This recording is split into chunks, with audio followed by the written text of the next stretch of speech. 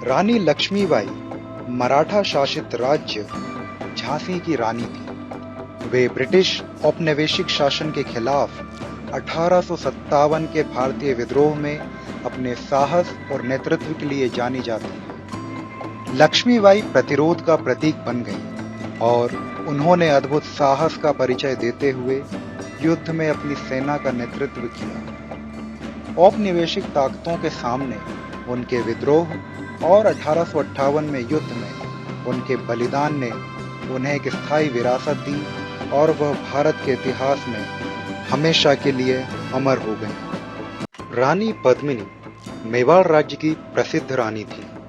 वे अपनी सुंदरता और साहस के लिए जानी जाती हैं। उनका इतिहास अलाउद्दीन खिलजी द्वारा चित्तौड़गढ़ पर आक्रमण से संबंधित है। उन्होंने अपने सम्मान की रक्षा के लिए अन्य महिलाओं के साथ जौहर कर लिया था।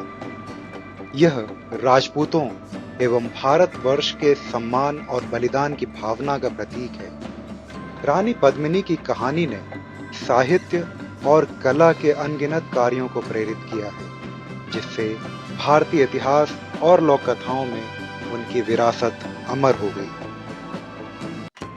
रानी चेन्नम्मा भारत के कित्तूर की एक बहादुर शासिका थी, जिन्होंने 19वीं शताब्दी में कर्नाटक के कित्तूर राज्य पर शासन किया था।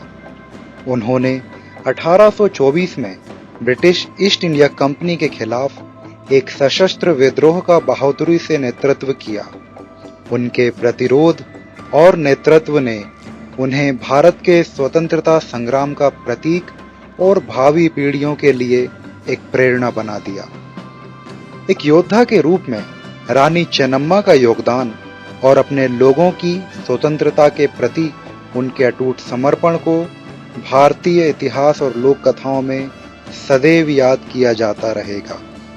भारत की पहली महिला शासिका रानी रुद्रमा देवी थीं, जिन्होंने 1263 से 1289 ईस्वी तक दक्षिणी काकतीय साम्राज्य पर शासन किया था। वह पितृसत्तात्मक समाज की आपत्तियों के बावजूद राज्य पर शासन करने में सफल रहीं। रुद्रमा देवी एक साहसी और अनुभवी शासिका थी, जिन्होंने न केवल राज्य को बाहरी खतरों से बचाया, बल्कि कला, संस्कृति और बुनियादी ढांचे के विकास को भी बढ़ावा दिया।